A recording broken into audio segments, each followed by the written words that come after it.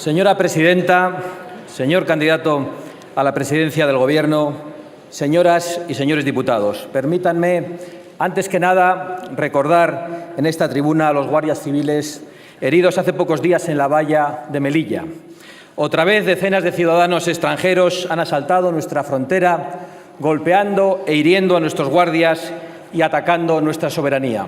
Y no es un hecho aislado, es un fenómeno repetido demasiadas veces ante la pasividad del Gobierno de ahora y también hemos de reconocerlo de los gobiernos anteriores. Señor candidato a la presidencia del Gobierno, el Grupo Parlamentario de Vox no va a apoyar su investidura. No le desvelo ningún secreto. De hecho, usted ni siquiera ha solicitado nuestro apoyo y ha excluido a Vox, así nos ahorra a todos la hipocresía, de esa ronda de consultas que mantuvo con el resto de fuerzas políticas, por cierto, más propia de una república presidencialista que de una monarquía parlamentaria. Y no nos ha extrañado, porque son ustedes los grandes arquitectos de los cordones sanitarios de los que hablaba esta misma mañana y de las políticas de apartheid, es decir, de aplicar la censura a quien se atreve a disentir de su disparatada agenda ideológica. Efectivamente, no vamos en el Grupo Parlamentario de Vox a apoyar la investidura del señor Sánchez. Y he de reconocer que algunos nos han preguntado en estos días pasados si contemplábamos una abstención patriótica, como exigía a los grupos parlamentarios de Ciudadanos y del Partido Popular el señor Sánchez hace unas horas. Yo ya respondí hace tiempo. Creo que Vox es el grupo parlamentario más lejano del proyecto que tiene el señor Sánchez para España y, de hecho, estoy también seguro de que usted se sentirá orgulloso de ello. Yo también. Nos amenaza usted, aunque no lo diga, con un Gobierno apoyado por todas las facetas del extremismo político si Ciudadanos y el Partido Popular no le apoyen.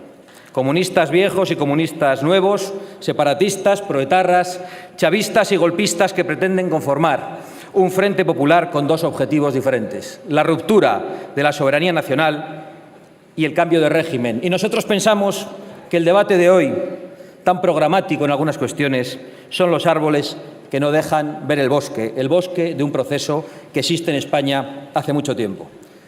Señorías, yo soy el hijo de un sencillo comerciante de Amurrio, en Álava, en el Valle de Ayala, en tierra vasca, que nos dejó hoy justo hace 2 años y que entró en política para defender a su patria, amenazada por los criminales de ETA. Mi padre, Santiago Abascal Escuza, llegó a sentarse unos meses en este hemiciclo representando a los vascos que seguían en pie cuando unos caían asesinados por el odio separatista, otros huían víctimas del chantaje y del miedo, y otros más, los peores, se rendían y traicionaban. Yo les confieso que me metí en política con 18 años únicamente para defender a mi padre, que fue amenazado de muerte durante los últimos 30 años de su vida. Yo no tenía otra vocación, pero muy pronto comprendí que esos asesinos etarras no eran locos sedientos de sangre, o mejor dicho, no eran solo locos sedientos de sangre.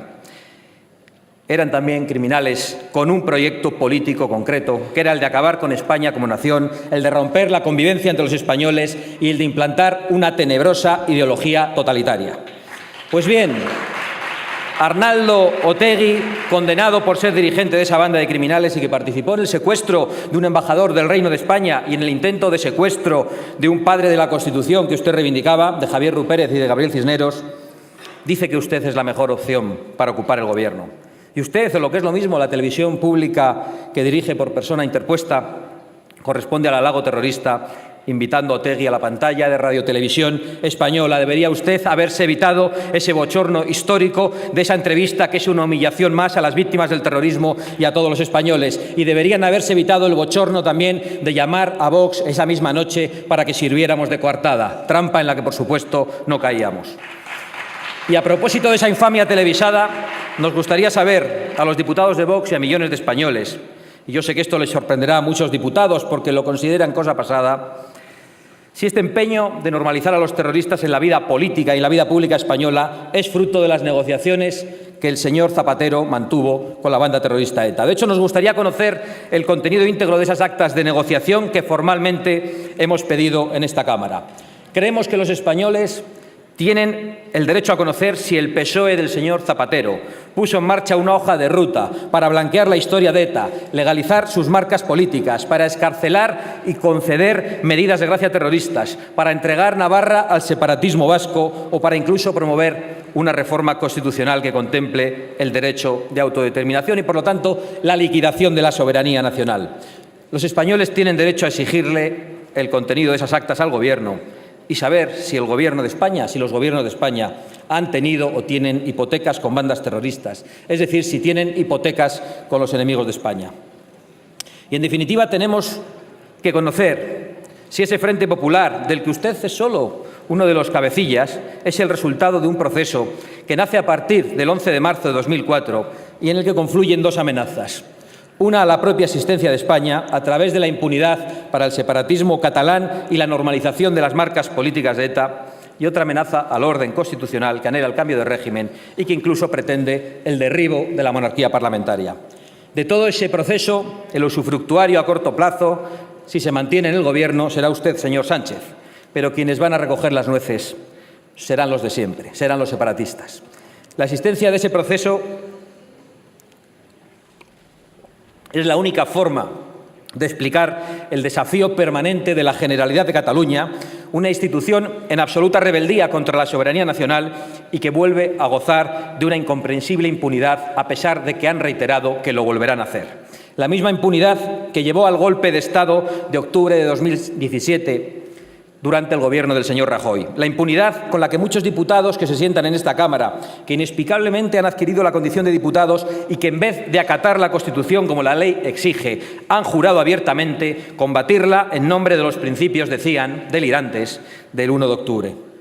Pues bien, señor candidato, con estos aliados pretende usted ser investido presidente del Gobierno, con los amigos del condenado Otegi, con los amigos del golpista Junqueras y también con los amigos del tirano Maduro, ese sátrapa que, bien maquillado por Zapatero, ha sumido a Venezuela y a nuestros hermanos venezolanos en el caos, en la violencia, en la represión y en el hambre. Permítanos, señor Sánchez, que no le otorguemos a usted ninguna credibilidad si pretende disfrazarse de político con sentido de Estado. Y permítame también que repita en esta tribuna un aviso para sediciosos, para golpistas y para terroristas.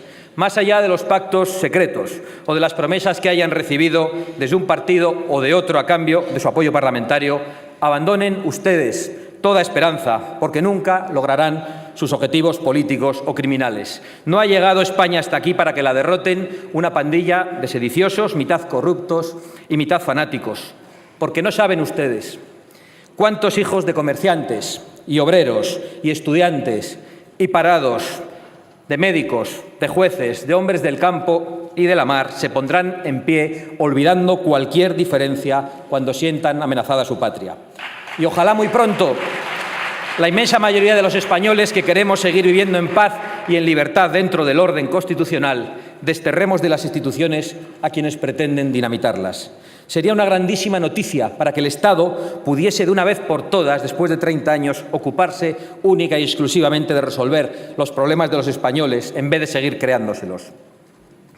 Señorías, hay españoles que necesitan urgentemente de la eficacia del Estado, esa eficacia que comprobamos tan a menudo cuando se trata de la agencia tributaria y que hay que empezar a trasladar al resto de organismos e instituciones de la nación. Porque mientras la izquierda continúa con su disparatada agenda de ingeniería social implantando una sofocante dictadura progre que quieren que traguemos con ella, y mientras los separatistas conspiran contra la Constitución, los españoles tienen que seguir pagando la factura, los españoles de a pie, una factura cada vez más abultada que, según su discurso, señor Sánchez, se incrementará todavía más. Si trabajas, impuesto sobre la renta; si ahorras, impuesto sobre el patrimonio; si consumes, impuesto sobre el valor añadido; si inviertes, impuesto de transmisiones patrimoniales o de actos jurídicos documentados; si lo regalas, impuesto de donaciones; y si te mueres, impuesto de sucesiones. Impuestos, impuestos, impuestos con los que arruinan a la España viva, a la España que madruga, con los que arruinan a las clases medias para que con su esfuerzo sostengan el disparate autonómico, el derroche político y la orgía de las subvenciones. Es inaceptable que haya hijos que tengan que renunciar a la herencia que les dejan sus padres, a los que tanto tiempo les costó generarla, porque no pueden hacer frente a la factura fiscal que ustedes les imponen. Y es inaceptable que los pequeños y medianos empresarios estén ahogados con impuestos que subieron el señor Montoro y el señor Rajoy y que ustedes seguirán subiendo según lo que ha anunciado hoy. Impuestos, tasas, burocracias, directrices europeas, nacionales, autonómicas y municipales que están asfixiando y empobreciendo a las clases medias y más desfavorecidas, destruyendo empleo o creándolo en condiciones que hacen imposible a nuestros jóvenes desarrollar un proyecto de vida. Porque, digámoslo abiertamente, el ascensor social está quebrado en España y lo han quebrado precisamente quienes dicen trabajar por las clases desfavorecidas, a las que no han ayudado, pero sí han logrado, en cambio, arruinar a gran parte de la clase media, amenazando sistemáticamente la propiedad privada, despreciando el mérito y el esfuerzo. Como hemos visto, por cierto, hace unas semanas con Amancio Ortega, un español humilde hecho a sí mismo, al que han difamado brutalmente por crear empleo y por cometer el gravísimo delito de realizar donaciones a la sanidad pública. O como hicieron con Ismael, el currante del Pladur, al que sus esbirros de la prensa ultraizquierdista trataron de ridiculizar por no aceptar la medicina de las oligarquías progres en una ya muy conocida entrevista. Señorías, siento una rabia y una indignación profunda cuando me cuenta un autónomo hace unos días que este verano ni siquiera puede tomarse unos días de vacaciones. O el empresario de una pyme que dice que tiene que cerrar por no poder soportar la carga de un Estado que entre unos y otros están convirtiendo en un gigantesco e insostenible aparato de propaganda socialista. Porque lo más terrible de todo esto es que ustedes, desde todos los partidos políticos con responsabilidades de gobierno, destinan el dinero de esos impuestos a destruir riqueza, a financiar procesos golpistas que siguen en marcha, a restringir libertades para que solo unos puedan hablar y aniquilar la igualdad de los españoles ante la ley. Cuando no lo hacen ustedes directamente, se lo encargan a esas asociaciones donde están sus amigos y camaradas, auténticos parásitos que van estrangulando la libertad y empobreciendo a la sociedad que les mantiene. Esos comisariados políticos que se apropian de sectores de la población como si fueran sus legítimos representantes y se atreven a dictaminar quién puede acudir o no a una manifestación. Por cierto, llegados a este punto, aprovecho para pedirle que cese al señor Marlaska.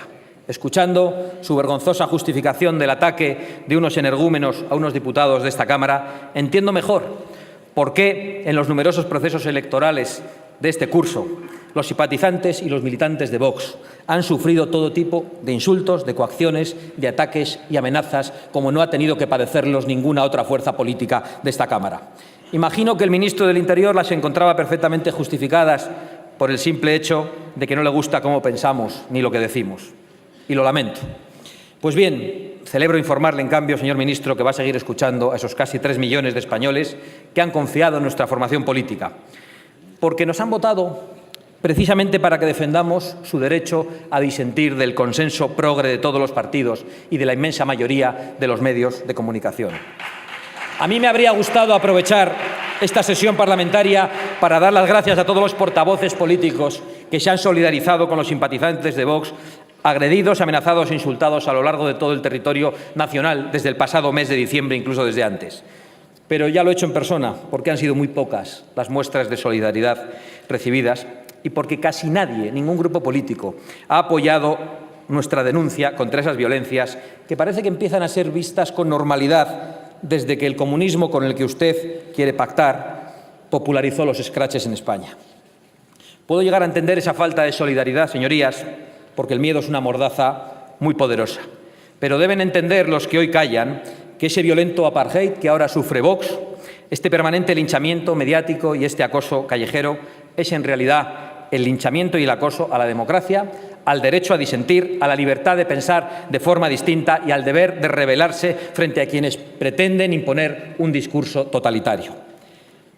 Sobre los ataques que hemos recibido durante este curso, debo añadir que fueron instigados por varios miembros de este Parlamento. Uno de ellos llegó a decretar la alerta antifascista, para convertir a nuestros votantes en una especie de monstruos nazis a los que habría que exterminar, y a pocas horas se recibían agresiones en nuestras sedes. Haré una confesión de la que no estoy particularmente orgulloso. Durante un momento se me pasó por la cabeza decretar una alerta anticomunista en Galapagar. ¿Qué habría pasado, señorías?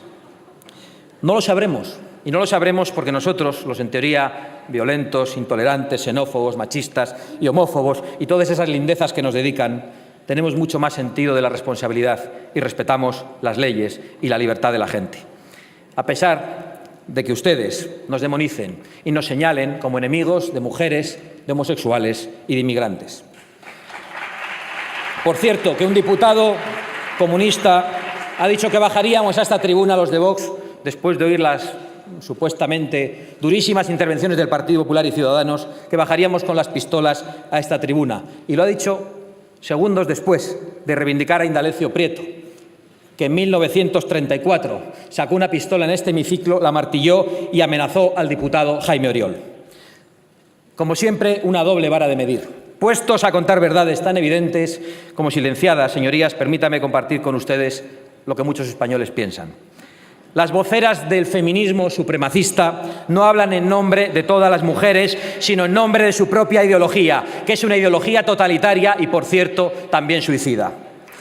Los colectivos LGTBI que atacaron a los representantes de Ciudadanos no hablan en nombre de todos los homosexuales, sino de aquellos que han hecho un negocio de dinero y de poder para hablar en nombre de ellos. Las organizaciones no gubernamentales, pero siempre mantenidas por los gobiernos, ni representan a los inmigrantes, ni los salvan en el Mediterráneo. Bien al contrario, en muchas ocasiones son la colaboración necesaria con las mafias que se lucra con el tráfico de seres humanos. En realidad, ni siquiera los animalistas hablan en nombre de los animales, a pesar de su discurso tan irracional y tan totalitario. Señorías, Vox ha llegado hasta aquí, entre otras cosas, para denunciar esta ficción política que ustedes quieren instalar, por la cual unos pocos se arrogan la representación de todos con el dinero público de todos los españoles, incluso de aquellos a los que quieren amordazar. Acéptenlo y vayan acostumbrándose. Vox ha venido aquí para quedarse. Vox representa también a muchas mujeres que no piensan como ustedes. Vox representa también a muchos homosexuales que no piensan como ustedes. Vox representa también a muchos vascos y a muchos catalanes que no piensan como ustedes. Y Vox representa, en definitiva, a millones de españoles que simplemente no piensan como ustedes y que están hartos de que todos ustedes les digan cómo tienen que pensar, lo que tienen que decir y lo que tienen que hacer. Y todos esos votantes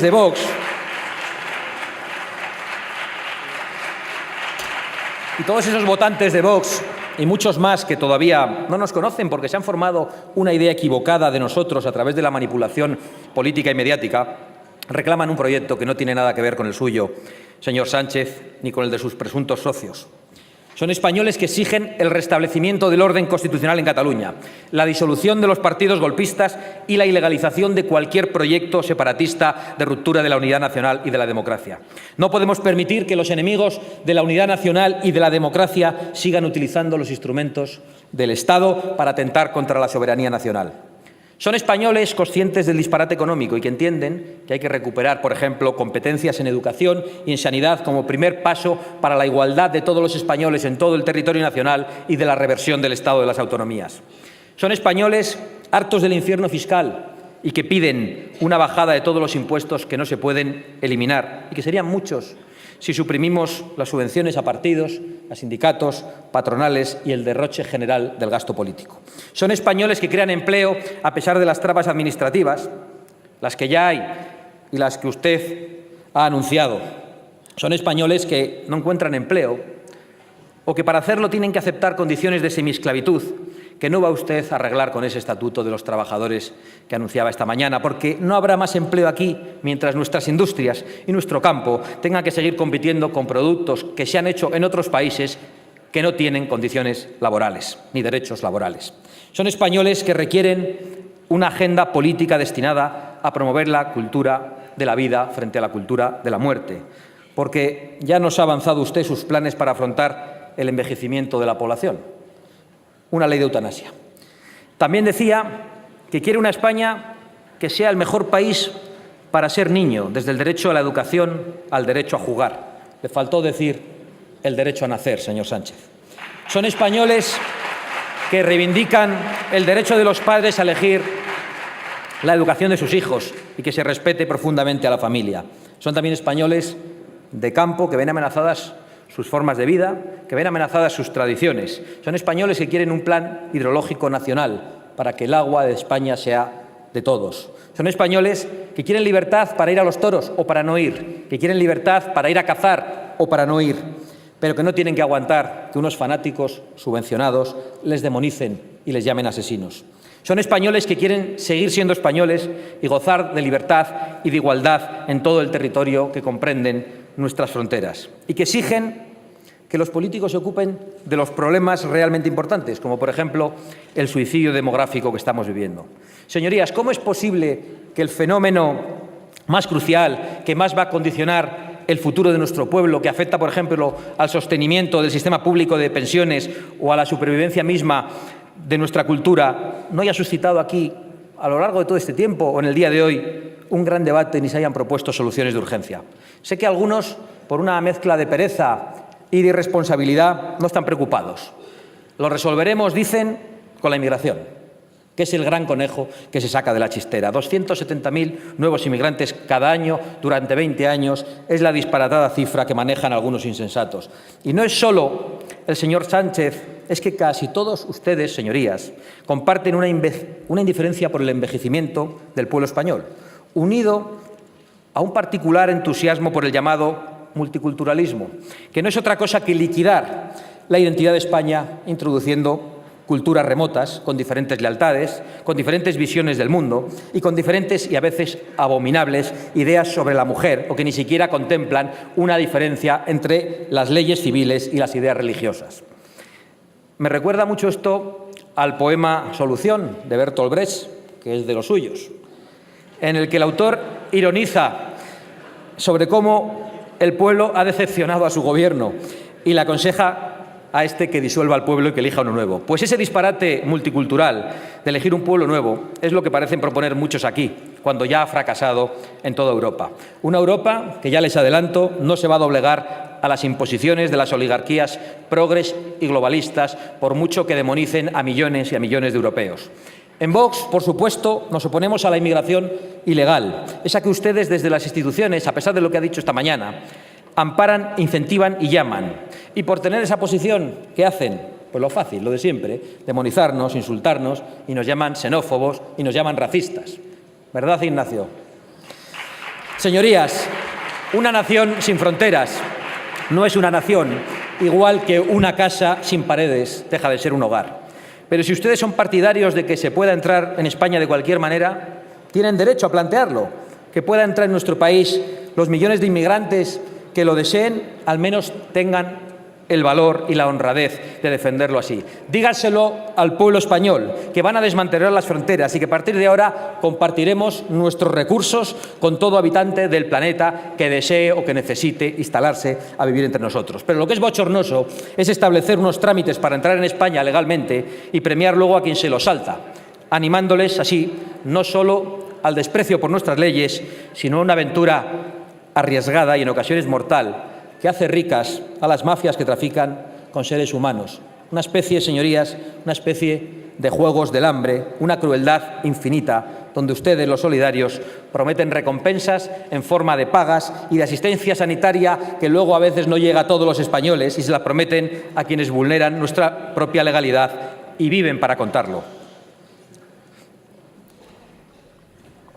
Nosotros, a pesar de lo que ustedes dicen de nosotros, aceptamos una inmigración legal y ordenada, una inmigración orientada a las necesidades y posibilidades de nuestra economía y que atienda especialmente a la capacidad y a la voluntad del inmigrante de integrarse en nuestra cultura y de aceptar nuestras leyes.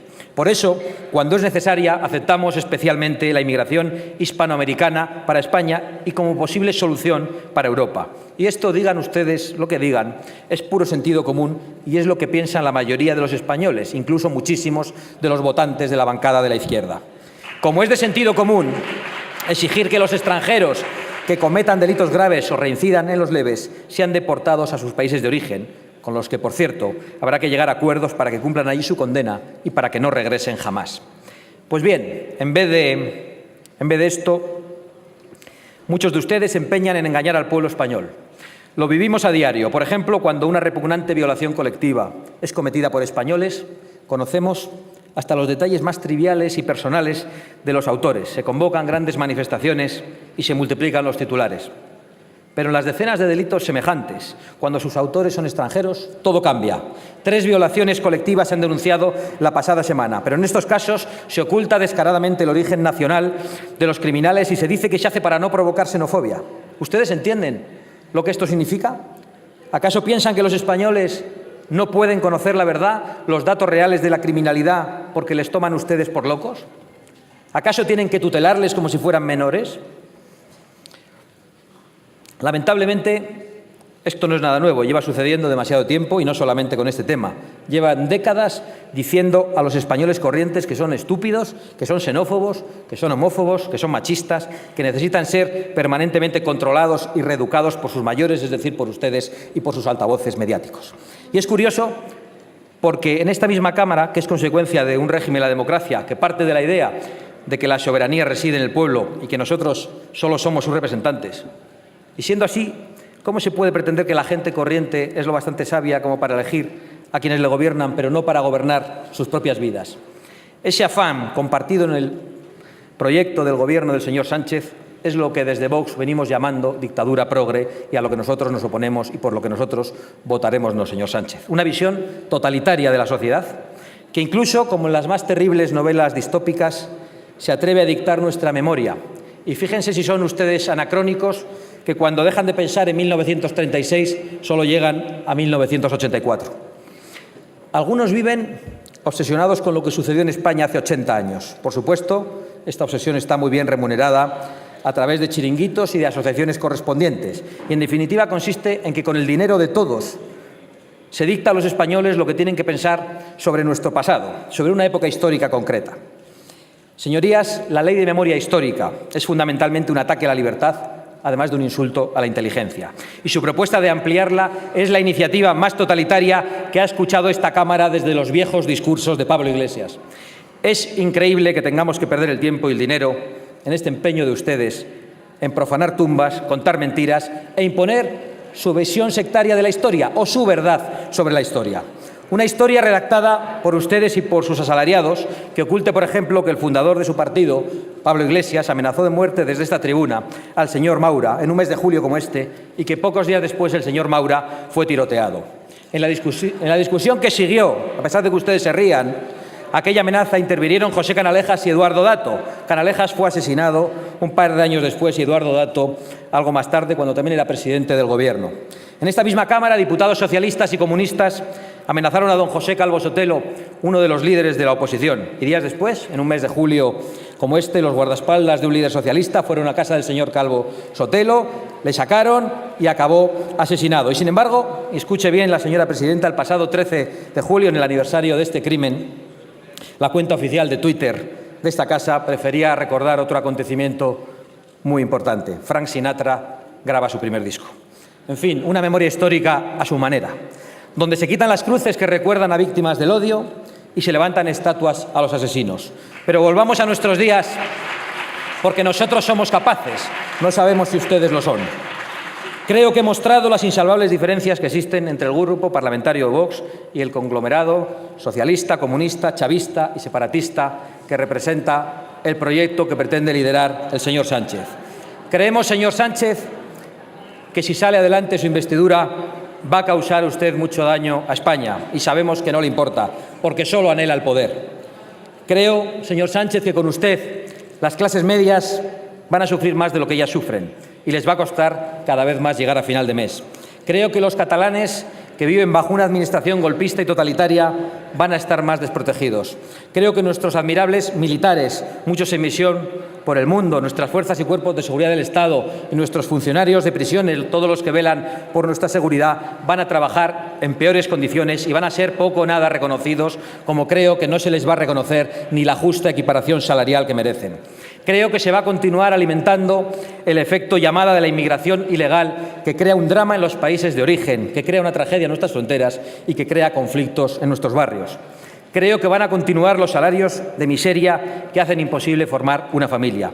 Creo que las mujeres van a estar más desprotegidas porque ustedes no meterán en la cárcel para siempre a los criminales sexuales. Es más, les recuerdo, ya que tanto se les llena a ustedes la boca hablando de la defensa de la mujer, que fue el Partido Socialista en 1994 quien rebajó las penas de prisión para los violadores. Y creo, resumiendo, que el Frente Popular que usted desea realmente traerá miseria a la economía, traerá enfrentamiento, restricción de libertades, inseguridad en las calles y ventajas e impunidad para los enemigos de España. Pero también creo, señor Sánchez, que España resistirá, porque los españoles siempre han estado por encima de sus peores gobernantes, porque esta es una gran nación, una de las grandes protagonistas de la historia universal, y sus gentes, su pueblo, voten lo que voten, aman a su patria y lo que representa. Y a pesar de los esfuerzos por vaciar y por relativizar la nación, los españoles siguen sintiendo a España profundamente. Algunos ingenuos pensaron que la podían liquidar en octubre de 2017 y se llevaron una sorpresa cuando descubrieron la España de los balcones y de las plazas, que no es otra cosa que la expresión de España como hecho existencial. Soportaremos, señor Sánchez, la calamidad que usted nos prepara, nos opondremos con toda nuestra fuerza parlamentaria a sus desvaríos y representaremos a esa España viva que está cargada de futuro, rindiendo homenaje todos los días y dando voz a esos millones de españoles que todos los días por las calles nos dan las gracias por haber llegado hasta aquí y que no tienen vergüenza de decir ¡viva España!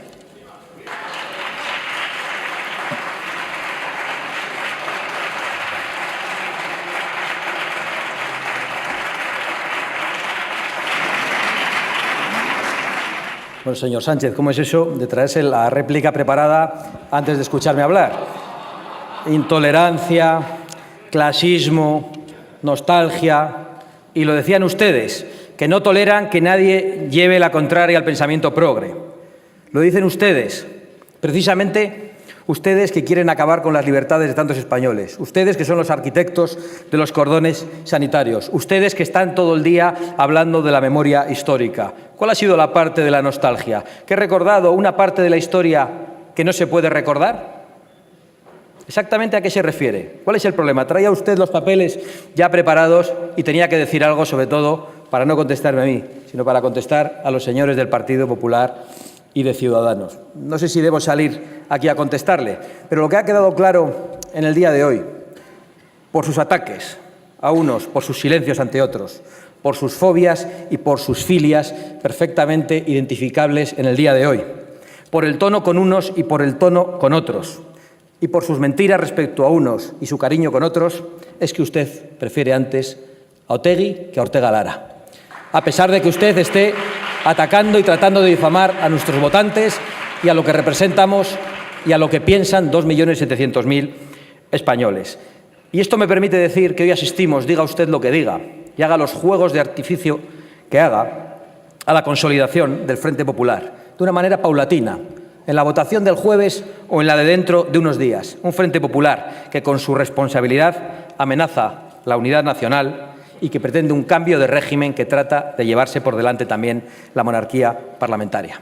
Señor Sánchez, sí, con esos van a pactar, con los que quieren llevarse por delante la monarquía parlamentaria. Yo entiendo que se escandalicen porque no han oído estas cosas en la tribuna hace mucho tiempo, pero han oído cosas peores en el otro lado y no les escandalizan tanto. ¿Sabe cuál es el drama, señor Sánchez? Que a usted le echaron del PSOE porque no querían que gobernase con comunistas y separatistas. Y lo dramático es que hoy usted va a hacerlo con el silencio completo del PSOE. Peor aún, con el aplauso del Partido Socialista Obrero Español. No nos ha pedido la abstención, nos ha ignorado totalmente y no nos ha pedido la abstención. Menos mal, casi se lo agradezco, señor Sánchez. Y no se la daríamos, ni aunque usted nos prometiera una rectificación, porque no tiene credibilidad, porque le hemos visto envolverse en una gigantesca bandera de España, como si fuera un presidente norteamericano, y semanas después decir que en España había 4 naciones, porque creemos de verdad que a usted le da lo mismo Arre que So, le da lo mismo Juana que su hermana, y creemos que usted no tiene escrúpulos, sino que únicamente tiene ambición de poder. Señor Sánchez, la verdad es que creo que va a ser usted elegido presidente del Gobierno de la nación española, quizá no en el día de hoy, pero más adelante, con los votos de los enemigos de la nación española. No puedo felicitarle ni desearle suerte, pero he de decir que me apiado de su destino y que la historia le juzgue a usted lo mejor posible. Muchas gracias. Veo que el señor Sánchez reitera sus mentiras y además desconoce incluso quiénes son nuestros socios en Europa.